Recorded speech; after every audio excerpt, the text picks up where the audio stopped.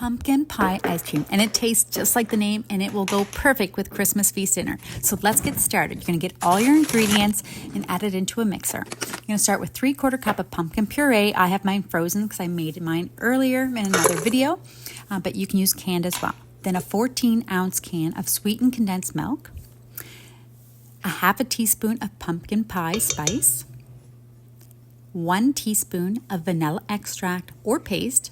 I'm using homemade paste that I made in another video. A 1/4 cup of brown sugar, 2 cups of heavy whipping cream. You will give it all a good mix.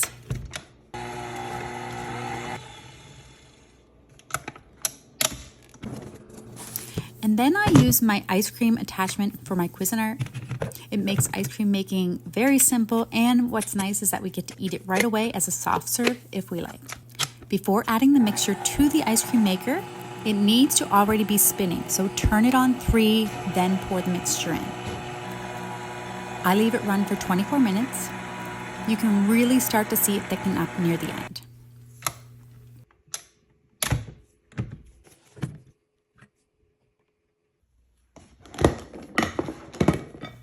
Then when finished, what's nice about using the ice cream maker, as I mentioned, is that you get to eat it right away as a soft serve, or if you like a hard serve, then just put it in the freezer overnight and then it's ready to enjoy.